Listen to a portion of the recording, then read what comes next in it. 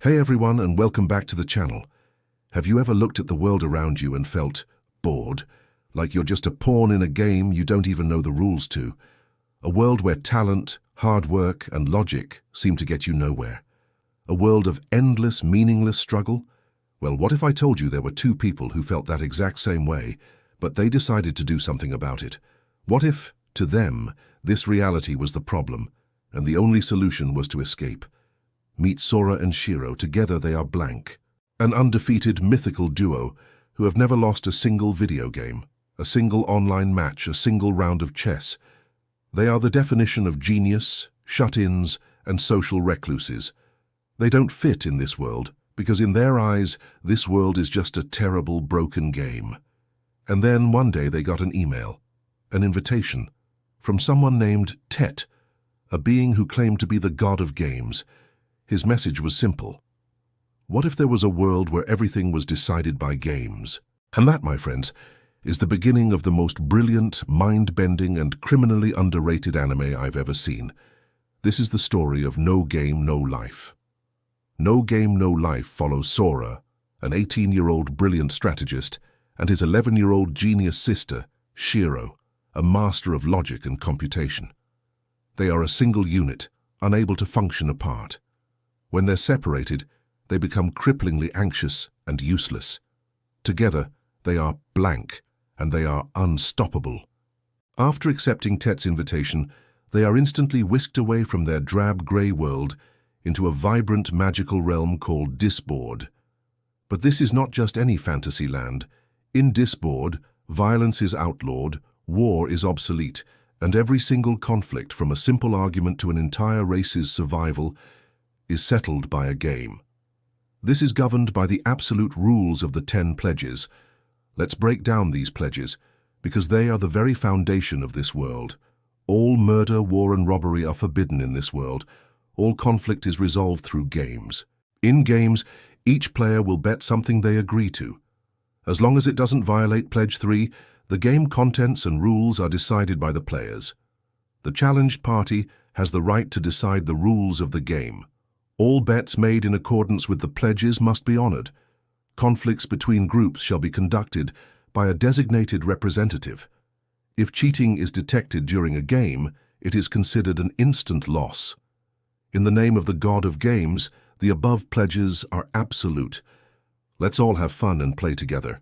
These pledges aren't just suggestions. They are a magical binding force. The stakes are real. The bets are everything.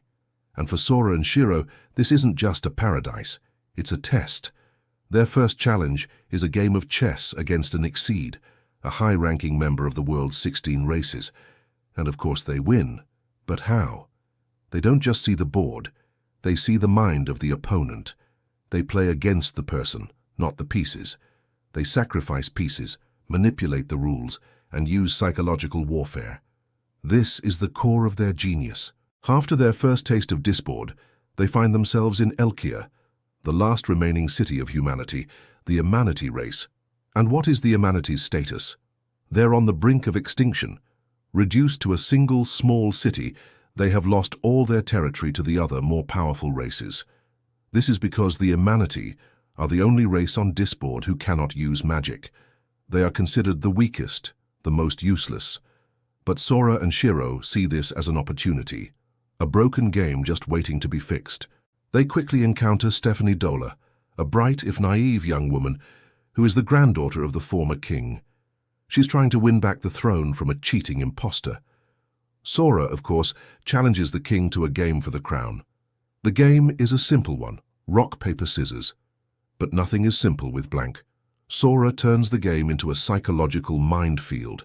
He reads the crowd, anticipates the king's moves, and uses his flair for the dramatic to win, not by chance, but by absolute control. And just like that, the Hikikomori Neats from Earth become the king and queen of Elkia. But their goal isn't just to rule.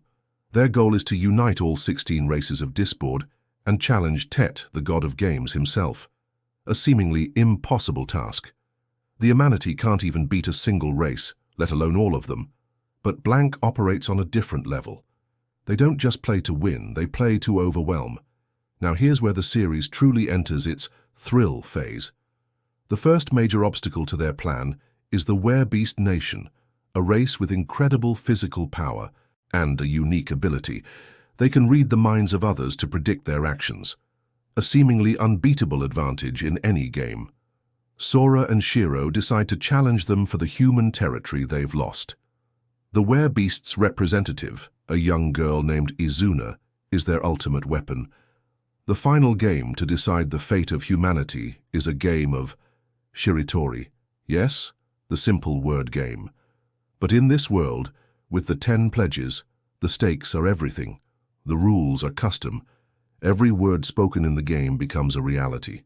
If you say wind, a gust of wind appears. If you say sand, the ground beneath you becomes sand. The Werebeasts use their incredible speed and mind reading to put Sora and Shiro on the back foot. They create a terrifying, overwhelming environment of fire, storms, and traps. It's a game of survival, not just words. But this is where Sora's genius shines. He doesn't play the game they want him to play. He introduces a new rule: no speaking. And then they play a silent version of Shiritori. A game of words, but no words can be spoken aloud. The psychological tension here is off the charts. The Werebeasts, relying on their mind reading, are thrown into disarray. They can't read what's not there. And then comes the final mind-blowing move. Sora and Shiro, backed into a corner, with a single crucial resource left, utter their final word. The word that wins the game. The word is nucleotides. And the Werebeast representative is stunned.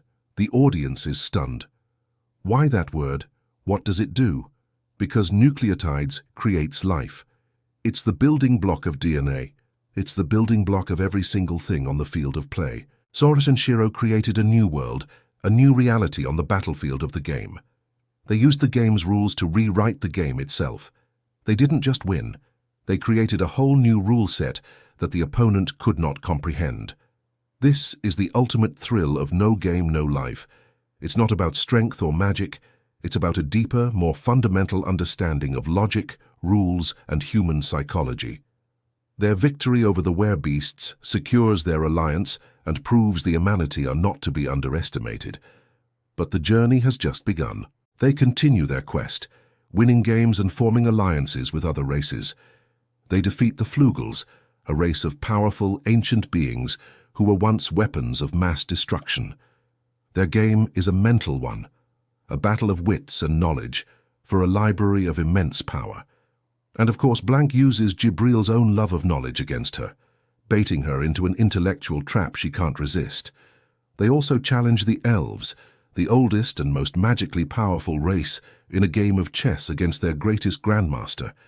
And again, they don't just play the game, they play the game of politics.